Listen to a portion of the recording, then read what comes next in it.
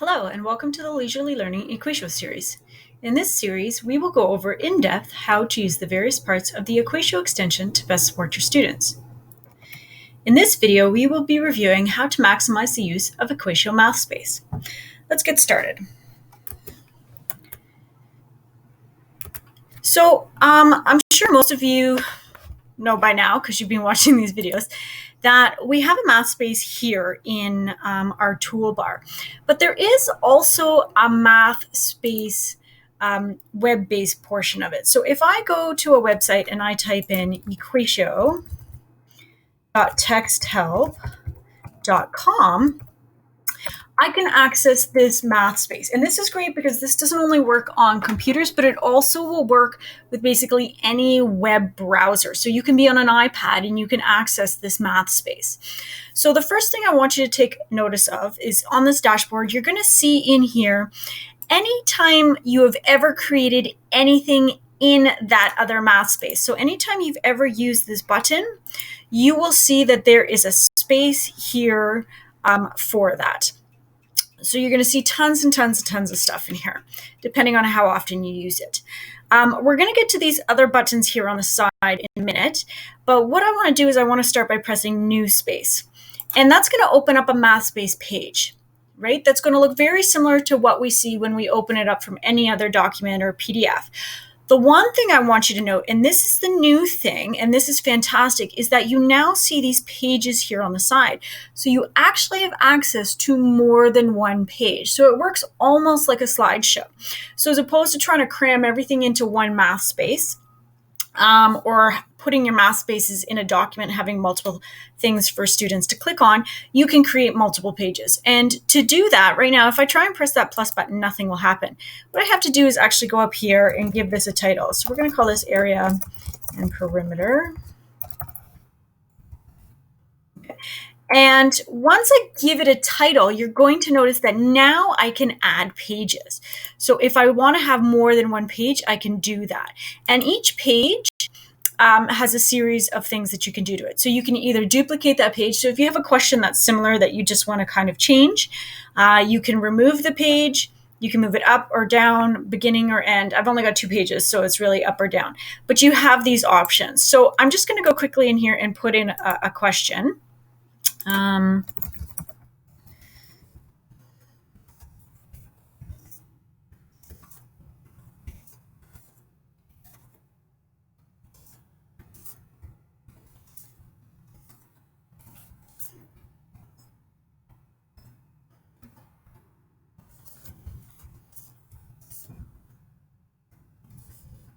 Okay, so I've got one question here on this page. And what I can do is if I need a little bit more space on my page, there is an actual arrow button here that I can use to switch that down. And then I'm going to go to my next page and I'm going to come in here and I'm going to put in my next question. So let's trash this.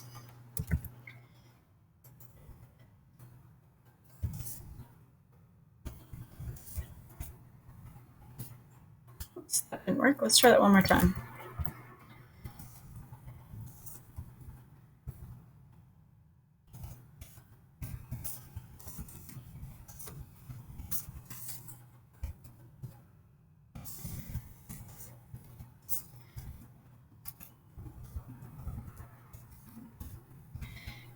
And so the great thing about this is now you can basically use as many pages as you want. There's no limit to this, right?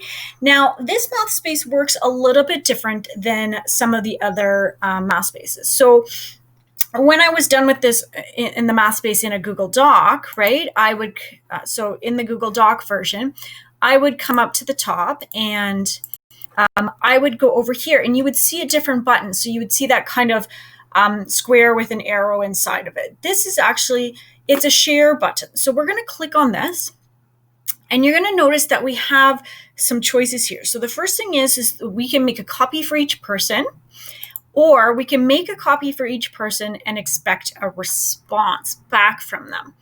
So this is getting pretty cool. So we're going to choose this one and then we're going to choose continue. And what it's going to do is create a link for us. Now you can copy this link and put it anywhere, but you're going to notice now here, there's a button that says share via, and there you have your Google Classroom. So I can share that to my Google Classroom. So I'm going to press that. It's going to ask me which classroom I want to share it to. So I'm going to put that in my practice class, and I'm going to create an assignment for each one of my students with that. And so you see it takes us to that assignment page, and so I'm going to put math space activity. Okay, and I'm going to share that with all my students, and I'm going to assign that. All right, and then I can go and I can view it. So now I can see in my classroom, if I go to my classwork page, here's that assignment for my students. So what I want to do now is I'm just going to flip over to the student view so we can see this. So I'm in my student view. I'm going to come over here. I'm going to go to classroom. I'm going to go into that classroom, find that assignment. So all I have to do now is click on this. If it's your first time, it may ask you to do a sign in here. And it opens it up. And so now I can come in here and I can do some math. So I'm just going to put something on each page here. Okay, so we're going to go 2L plus 2W equals perimeter. And what I'm going to do is I'm going to make that in a different color so it stands out. I'm going to insert that. And I'm going to make it nice and big so it's very clear that I've done something on this page. All right, and I'm just going to go over to this page and I'll go put in an octagon. So we'll just change that. We need 8 sides. Perfect. All right, now as a student, what I'm going to do now is I'm going to come up here to the right-hand side, and you're going to see here there's a button that says submit. So I'm going to press this button. And it's going to tell me, woohoo, your work has been shared back to your teacher. Okay, so when I go back to my teacher view, and I look here, it doesn't look like anything has been handed in. Even if I refresh this page, we're going to see that it's still going to show up as 0 handed in.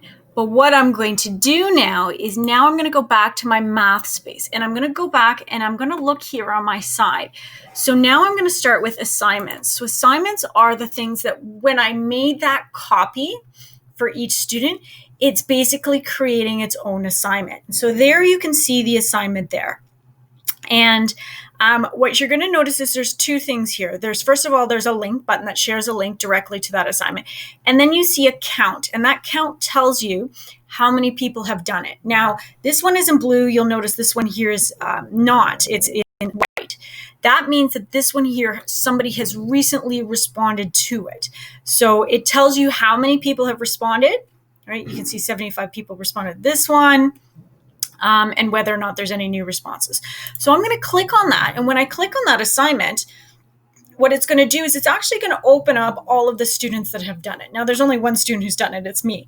But you would actually see everybody in here in a list. And what I can do is I can click on this. And I can go in and I can see the student's work. So I'm going to go in and I'm going to read this. Okay. And what I want you to notice now is that there's an extra button. It's called the feedback view. Okay. So the feedback view, basically what it does, there's nothing really to see now, but when the feedback view is turned off, you can see that these buttons are grayed out. This is basically kind of how the student is going to see it. So what I want to do is I want to leave some feedback for my students. So I'm going to come over here and I'm going to go to the equation editor. I want to put in some, and write good, start. Okay, let's then make it bold. Okay, I'm going to insert that. I'm going to put that down here. Again, this is not the type of feedback you want to be giving a student, but just to save some time, that's what we're going to do. And what I'm going to do is I'm going to send this back to the student.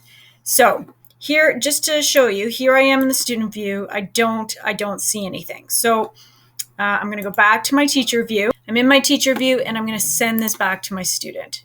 Okay, click OK. All right, I'm just going to close these tabs so I don't get too confused.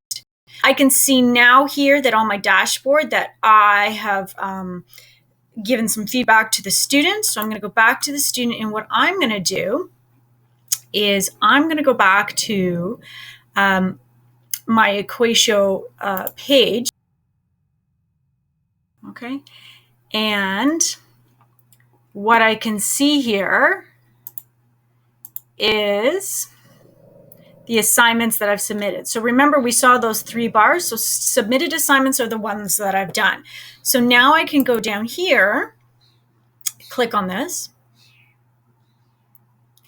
and I can see my teacher's feedback. And you can see that that feedback view is on, right? So all of this is grayed out. And the reason it does this is so that way the student can't go in, they can't erase your feedback, right? So when the student wants to do something, you flip that button, the feedback disappears. They can work on this now. So they could come in and put in a shape, right? But the feedback never disappears. And then the student can send it back to you. So it allows you to have this really awesome way of back and forth kind of connecting with students. Right? So that is basically the math space. You have spaces where you create things. You have assignments where you find your stuff that you have given to students. And then submitted assignments are the assignments that you have done that have been given to you. So most teachers are not going to have anything in here because they're creating their own stuff. This is more going to be the student space. So that is how to use the EquatIO Mathspace. If you have questions, be sure to use the link below to access the EquatIO video question form. Be sure to leave an email so that we can respond to your questions. Thank you for watching this video.